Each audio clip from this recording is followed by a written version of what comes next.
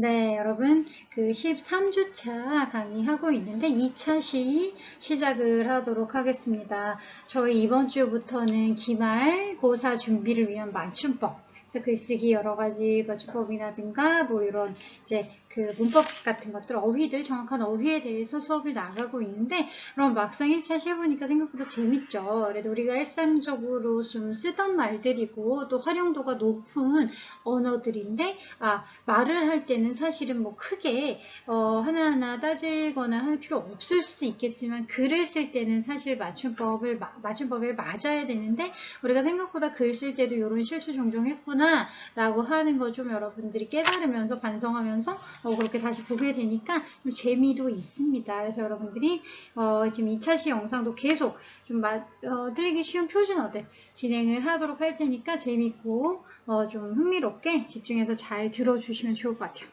26페이지 할 차례죠. 26페이지 36번입니다. 얼굴이 그래서 뭔가 피곤하다거나 아니면 힘들어서 우리가 너 얼굴이 야 누렇게 됐어 막 이렇게 막 좀 좋은 표현 아니죠. 얼굴 상태가 좋을 때는 아니야. 좀 안 좋을 때지. 얼굴이 누래지다 라고 하는데, 여러분 두 가지가 된대요.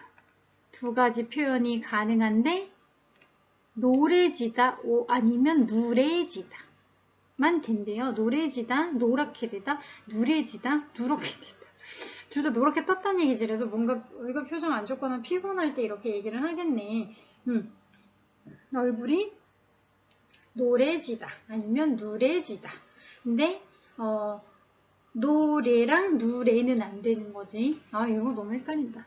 자, 그래서 노래랑 누래만 가능하다 하는 거 기억을 해두시면 됩니다. 37번. 나는 깜짝 놀란 가슴을 진정시켰다. 가슴이 깜짝 놀래서 이제 놀라다. 근데 놀래다라는 것은 남을 그러니까 내 가슴이잖아. 내가 너무 깜짝 나의 놀란 가슴을 진정시킨 거기 때문에 이거는 상대방을 놀래키다. 그러니까 내가 누구를 놀라게 하다는 놀래다인데, 나는 놀라다가 맞다고 합니다. 그래서 나는 깜짝 놀란 가슴, 내 가슴을 진정시켰다. 그래서 놀라다. 놀란 가슴. 두 번째가 이거 맞는 거죠. 자, 그 다음 38번. 그는 늦각이다. 뭔가 우리가 늦각이 대학생 아니면은 늦각이 취준생. 그러니까 뭔가 그냥 늦각이란 표현. 늦게 시작하는. 그러니까 나이가 조금 늦어서 새로 시작하는 사람도 있잖아요. 나이가 많이 들어서 좀 시작을 하는 사람들을 우리가 늦각이다라고 하는데, 이거는 여러분 쌍기역의 늦각이래요. 그렇구나. 이런 거 새삼 알게 됐네요. 그래서 나이가 많이 들어서 새로 일을 새롭게 시작하게 되거나 이제 우리가 보통 남들이 많이 하는 나이가 아니라 남들보다 늦게. 그랬을 때 늦각이, 쌍기역 각이 늦각이다. 자, 그 다음, 야, 늦장 부리지 마. 엄마가 많이 하자. 자꾸 이렇게 그만 자. 빨리 일어나. 늦장 부리지 말고 빨리 먹어. 근데 잔소리 하실 때 이 늦장은 늦장 둘 다 가능하대요. 늦장 부리지 마. 늦장 부리지 마. 둘 다 되는구나. 그래서 느릿느릿 꾸물거리는 태도. 그래서 늦장 둘 다 되네. 둘 다 여러분 맞는 말입니다. 자, 39번. 시험날이 다가오니 더 긴장된다. 이거 누가 다가오니 이런 거 쓰는 경우 없지 않아요? 다가오다니요. 자, 그래서 다가온다. 점점 가까워져 온다. 조금씩 당면한다. 다가온다. 이거 맞지? 이걸 다가오다. 나 이렇게 표기하는 거 거의 못 봤는데. 자, 그 다음 40번. 공부하라고 닥달한다. 오늘 엄마 얘기 많이 나오네. 엄마가 늦장 부리지 말라고 잔소리하고 공부하라고 닥달하죠. 그래서 공부하라고. 자, 여기는 맨날 공부하라고 닥달이야. 막 이럴 때 닥달, 쌍기역 받침 닥달한다가 맞죠. 닥달 이것도 아니고 이거 다 아니죠. 닥달. 발음은 근데 다 같아. 자, 그래서 쌍기역에 닥달한다. 남을 막박질러 혼내다 라는 뜻으로 닥달. 자, 첫 번째 것만 표준어입니다. 자, 그 다음 40번까지 했고 41번 넘어가죠. 여러분 27페이지입니다. 배추김치를 담갔다. 우리가 김치를 담그다라는 표현을 진짜 많이 쓰시잖아요. 그랬을 때 담그다는 물속 깊이 무엇을 이렇게 잠기게 하다는 게 담그는데, 사실 우린 김치를 물속 깊이 잠그게 하는 게 아니라 김치를 만들다는 뜻이잖아요. 김치를 그치, 어디 이렇게 푹 빠뜨리는 게 아니라 김치를 만들다 라는 뜻이기 때문에 버무려서 이렇게 김치가 잘 익도록 손질을 하는 그런 뜻이기 때문에 배추김치를 걷다 안 되고 담갔다죠. 담갔다. 근데 이거는 이번 봐봐. 새파란 물에 발을 이거는 뭐야? 물에 발을 담갔다. 자, 이거는 사실 여러분들이 물속으로 발을 넣었다. 그래서 이 담궜다라는 담구었다는 잘못된 표기래요. 목욕물에 몸을 담그다, 빨래를 물에 담가 헹구다, 이렇게 이런 것들을 담아내다 라고 하기 때문에 새파란 물에 발을 담갔다. 여러분 이것도 담갔다래요. 이런 거 새롭게 알게 되는 게 맞네. 새파란 물에 이 발을 물속으로 넣었다는 뜻이잖아. 그 다음 솔잎으로 술을 담갔다.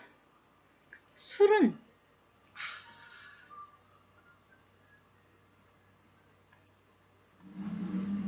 여러분 술도 다 담갔다니. 담구다 없네. 여러분 세상에 담구다는 없는 걸로. 자, 다 담갔다는 걸로. 첫 번째 배추김치를 담갔다. 두 번째 새파란 물에 발을 담갔다. 솔잎으로 술을 담갔다. 다 담갔다네. 똑같네. 이건 오히려 헷갈리지 않고 외울 수가 있겠네. 담갔다.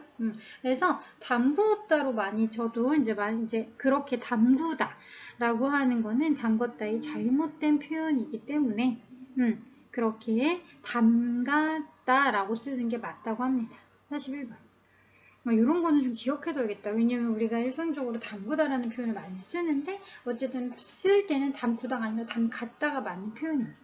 41번. 옷이 닳아서 이렇게 좀 옷이 오래 입으면 해지죠. 그래서 해진 옷을 입었을 때는 옷이 너무 많이 입어가지고 해졌다. 그 리을 히읗 닳아서 보기 싫다. 올해 이제 뭐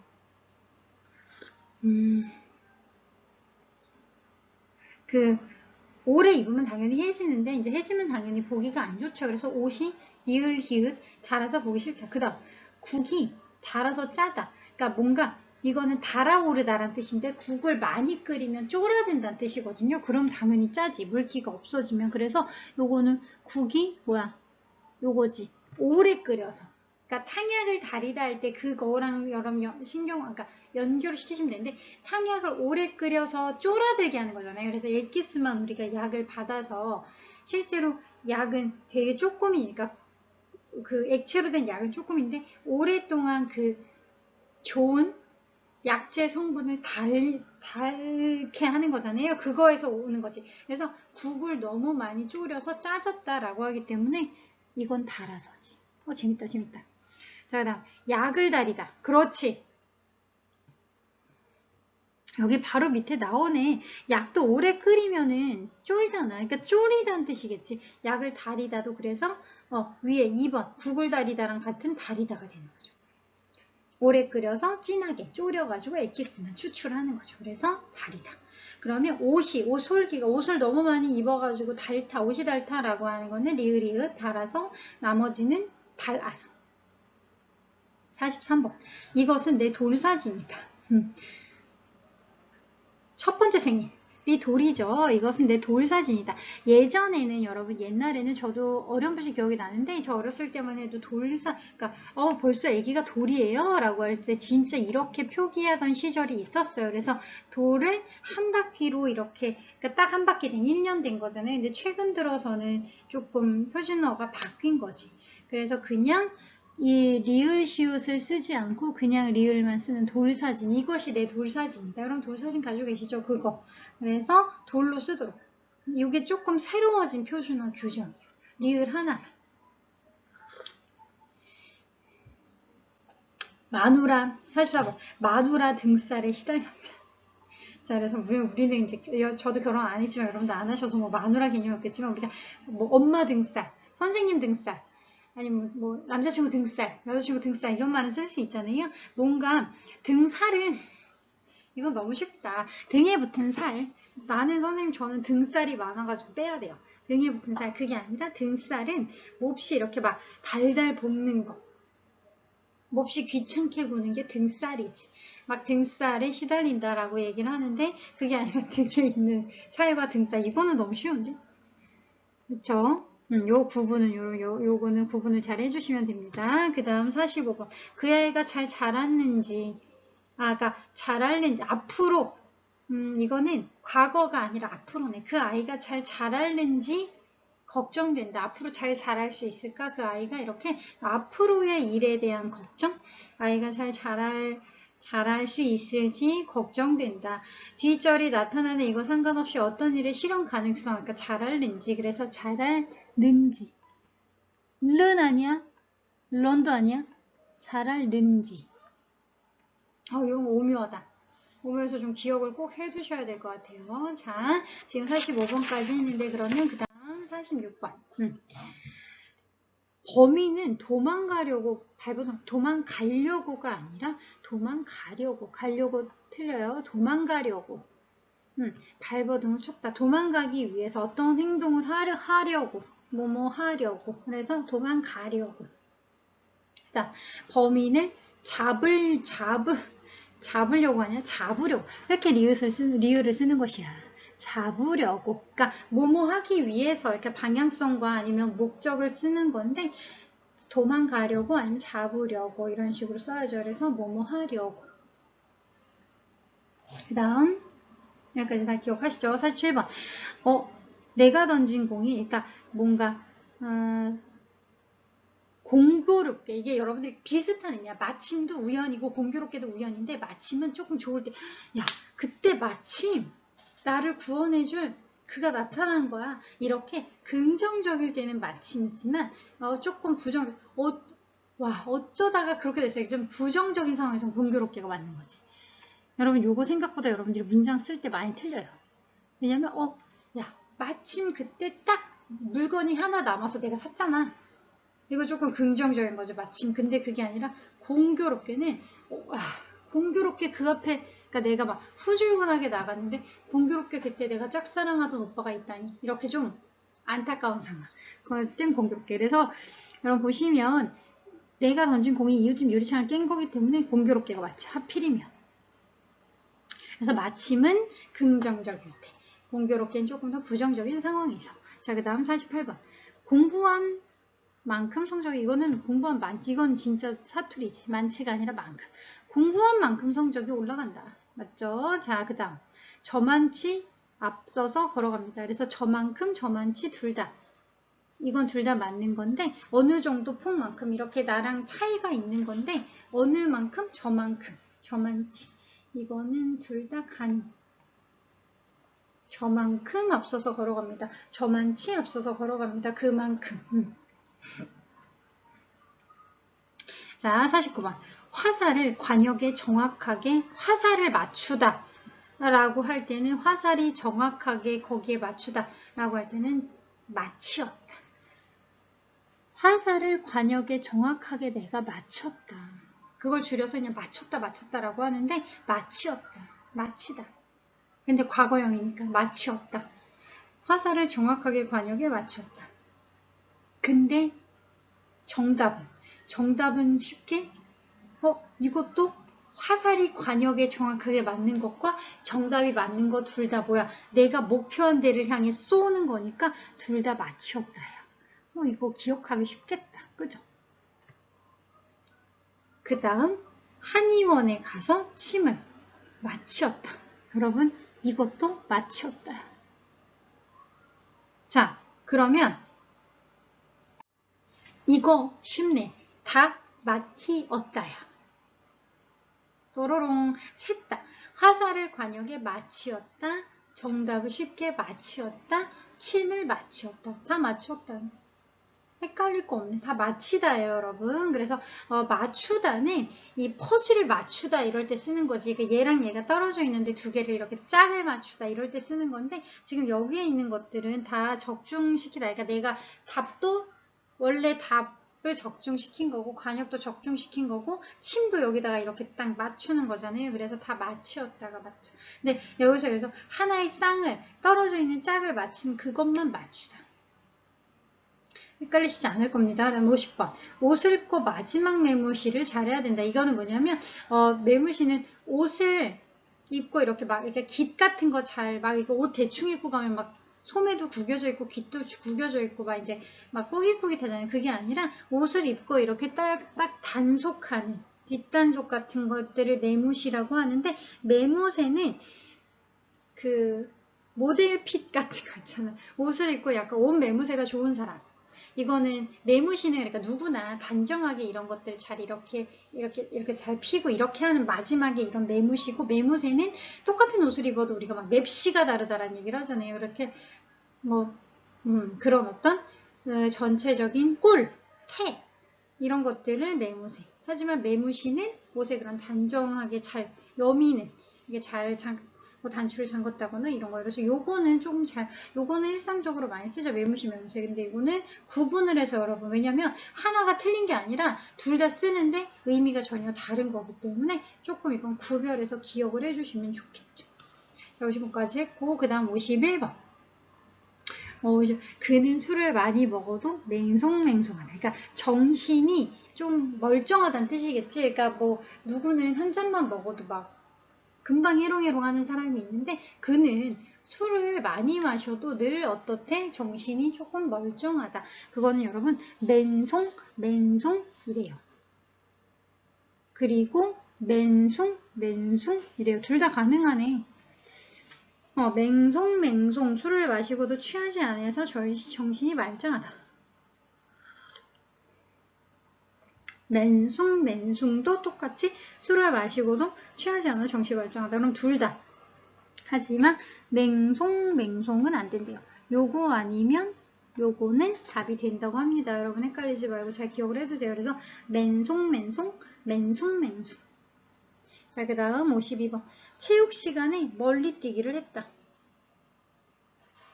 그러니까 이렇게 높이 뛰는 거 말고 이렇게 좀 멀리 뛰기 있잖아요. 그것은 멀리 뛰기. 넓이는 면적이기 때문에 멀리 뛰기, 넓이 뛰기는 아니고 멀리 뛰기만 표준어. 52번. 체육 시간에 멀리 뛰기. 넓이 뛰기는 틀려요. 멀리 뛰기를 했다. 그 다음 53번. 이거는 정말 저도 이렇게 여러분과 같이 공부하면서 몰랐던 거 가끔 알게 되는데 53번 충격인데 난 멍게를 다른 말로 우렁생이라고 하는지 몰랐어요. 그래서 표준어 교정 26항이 한 가지 의미를 여러 가지 형태로 쓸 수 있는데 많은 사람들이 쓰면 그러니까 뭐 한두 명만 쓰면 표준어가 되지 않겠지만 많은 사람들이 같이 쓰면 멍게 우렁생이 같은 말인 거지. 그래서 멍게 우렁생이. 그럼 멍게 뭔지 아시죠? 그거를 이제 우렁생이라고도 쓰는데 둘 다 표준어로 인정이 된대요. 그 다음 54번. 왜 우리가 멍해를, 그러니까 멍해는 뭔가 짐, 그러니까 내가 끌고 가야 되는 나의 어떤 억압, 짐, 뭐 무거운 것들 이런 것들을 상징을 하는데 왜 우리가 멍해를 그래서 옛날에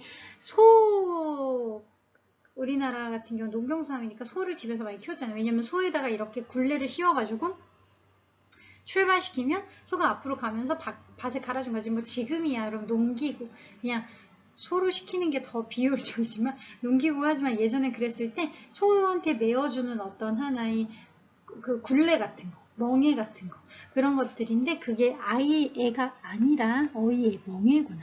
멍해를 메어야 하는가. 그러니까 이거를 지금은 실제 멍해가 필요 없어졌잖아요. 지금 농사도 다 이제 농기구, 농사 그런 잘 나와 있는 워낙 농기구가 발전을 많이 했기 때문에 이런 것들이 필요 없지만 비유적인 의미로는 사용이 되는 거죠. 그러니까 멍해라는 게 실제 멍해 이렇게 밭을 가도록 만들어진 멍해가 아니라 우리에게 책임을 지워주기 위해서 너는 이걸 해야만 라고 해서 어떤 무거운 책임감 같은 비유적인 표현으로는 아직도 우리가 사실 멍해라는 표현을 쓰는데 그랬을 때 멍해는 어이에 멍해를 메어야 하는 거예요. 그 다음 55번 모내기, 모심기 같은 말이래요. 우리가 뭐 봄이 되면 모내기를 하잖아요. 그랬을 때 모내기를 하다. 그렇게 같은 말이지. 모를 심어가지고 이제 어떤 모의 종자를 키워가지고 심을 수 있도록 그래서 그거는 모내기를 하다.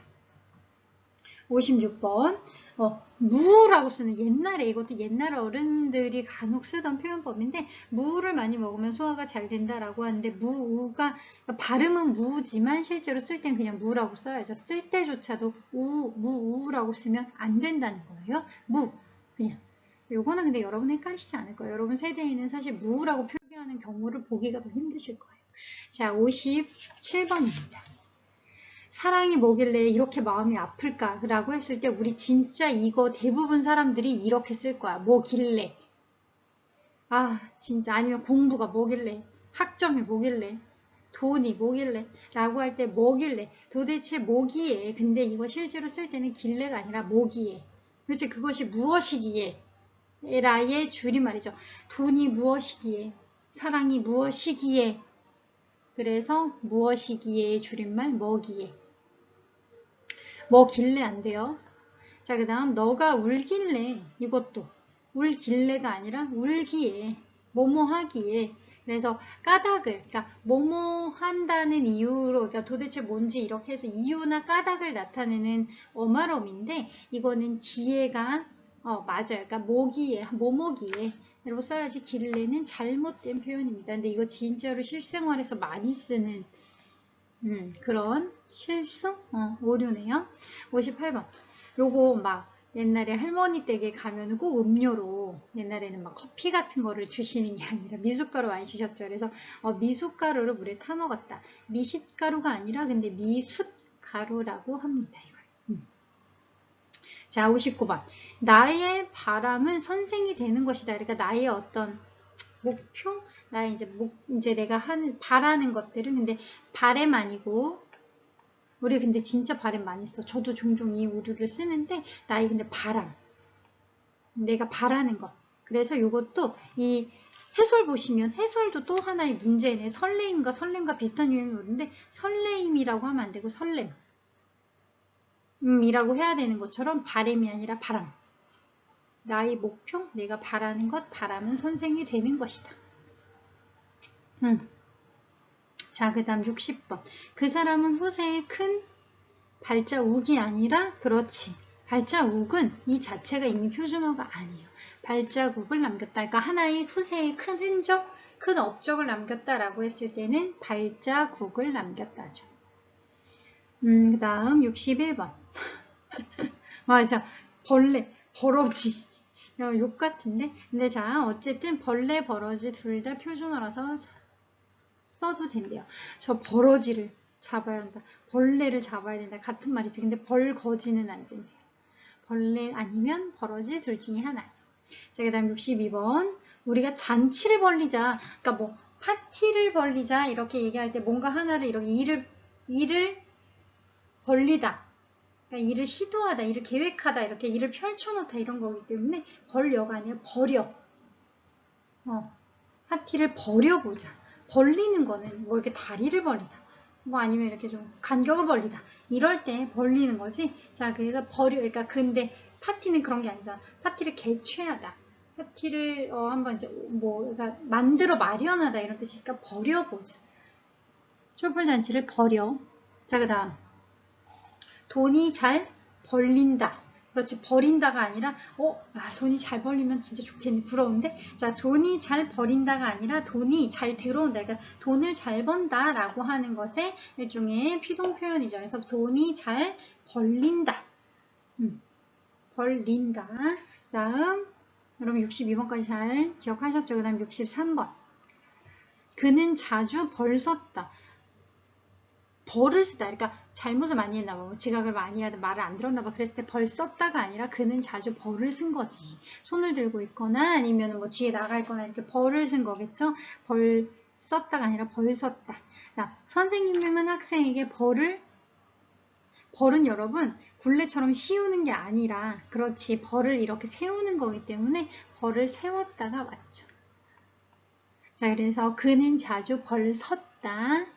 선생님은 학생에게 벌을 세웠다. 64번.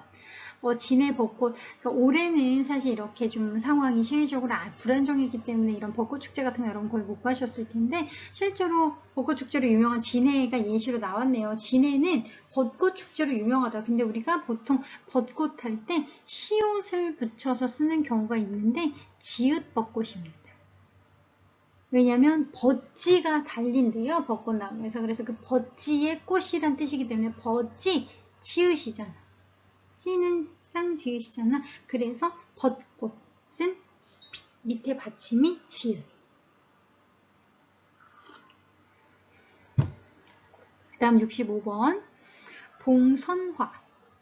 그러니까 우리가 손가락에 물들이는 꽃 있잖아요. 여러분은 해보셨나요? 좀 옛날 문화긴 한데 예전에 이렇게 가을쯤 됐을 때 손에다가 이게 여름이다.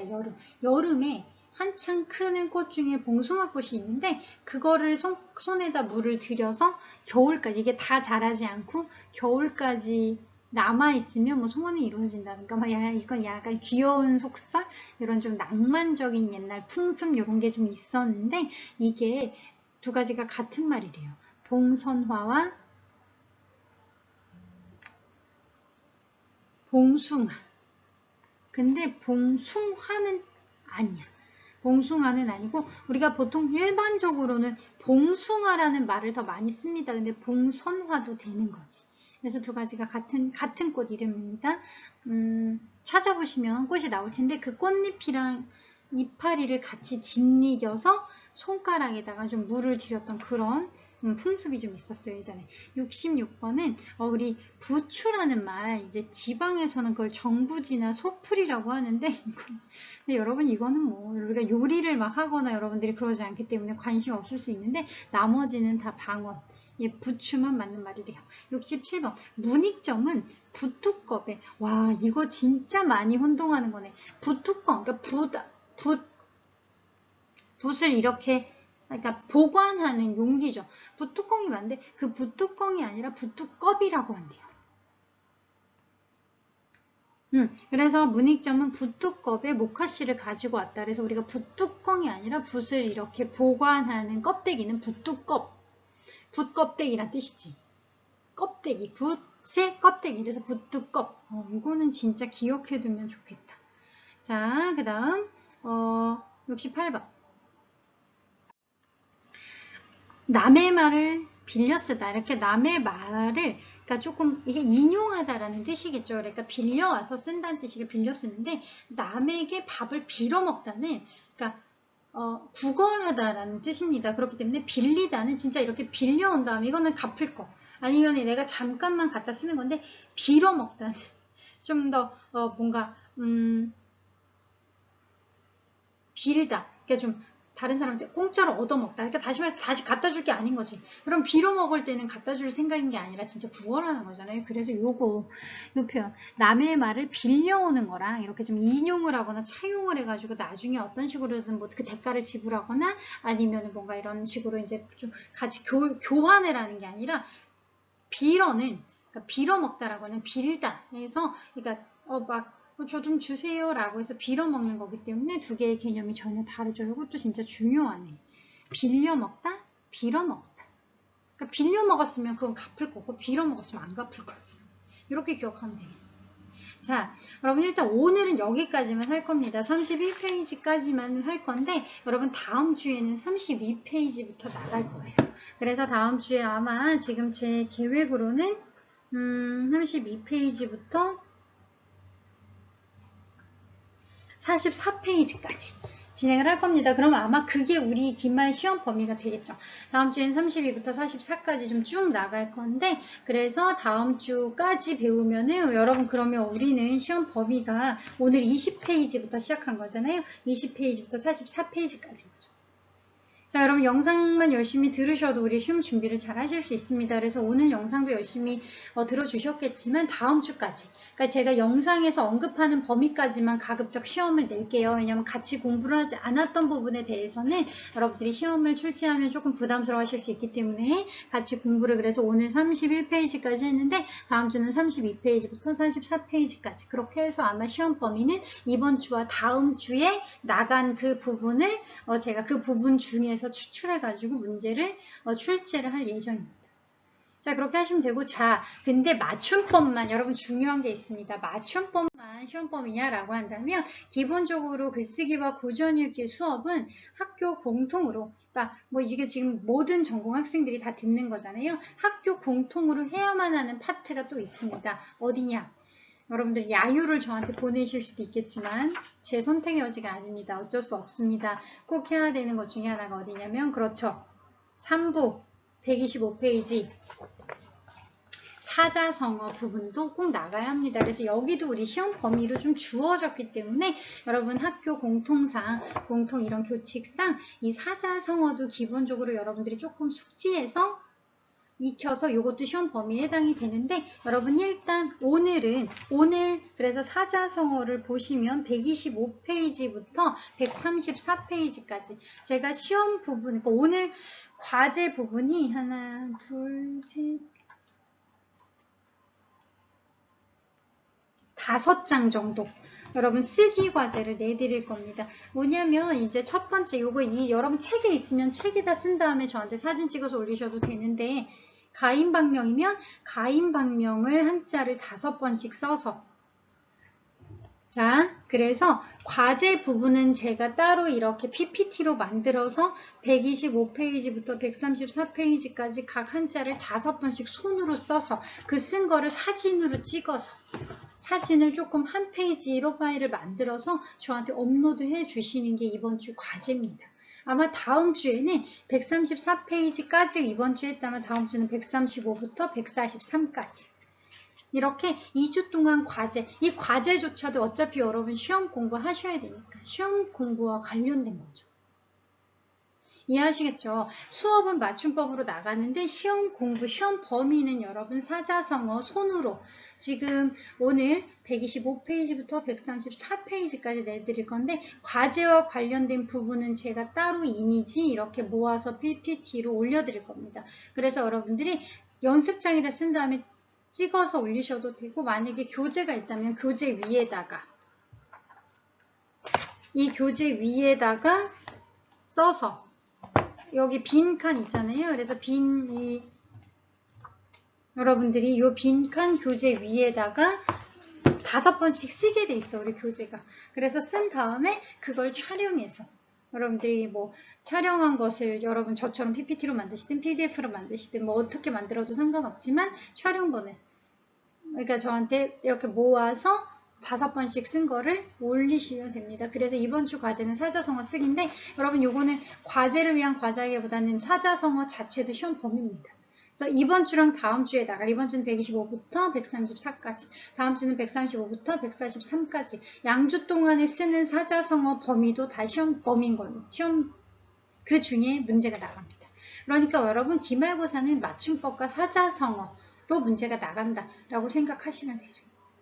자, 오늘 중요한 설명 너무 많이 했습니다. 이제 시험이 2주 남았다는 거, 또 시험은 우리가 이 책을 바탕으로 해서 나간다는 거, 이 책에서 시험 범위가 어떤 거라는 거, 또 시험 형식은 계략적으로 어떤 거라는 거. 중요한 거 많이 했죠. 그래서 여러분들이 조금 바짝, 우리가 중간고사도 보지 않았으니까 대신 기말고사 조금 더 집중해서 바짝 열심히 준비를 했으면 좋겠습니다. 이번 주 일단 그 맞춤법 훈련은 같이 했으니까 한 달락 좀 쉬시고, 과제는 사자성어 여러분들이 달달 외우면서 이렇게 쓰면서 공부하시면 됩니다. 한자로 쓰시면 됩니다. 자, 그러면 여러분 나중에 시험 문제는 한자로 쓰게 나가진 않는데 너무 어렵잖아. 그러면 이제 한글로 쓰세요라고 제가 하긴 할 건데, 과제는 여러분 한자 쓰는 건 한자로 쓰셔야 됩니다. 이해하시죠? 오늘은 여기까지. 자, 그래서 1차시, 2차시 긴 영상 두 차시 수업 듣는 영어 고생 많이 하셨고, 그래도 저는 이렇게 맞춤법 공부가 좀 재밌더라고. 그동안 맨날 글쓰기 공부라든가 약간 조금 관념적인 거, 뜬구름 잡는 거 이런 거 좀 그런 공부도 중요하지만, 그래도 이제 막상 우리가 글을 쓸 때 맞춤법도 중요하잖아요. 그래서 여러분들 이번 주, 다음 주 재미있게 잘 들으신 다음에 시험 준비 잘 해주시면 됩니다. 오늘 여기까지 할 겁니다. 다음 주에는 32페이지부터 맞춤법 계속 진행을 하도록 할게요. 오늘 수고 많이 하셨고 건강하게 지내다가 다음 주에 강의 영상을 통해서 또 만나도록 해요. 오늘 여기까지 할게요. 그럼 여러분 수고하셨습니다. 안녕.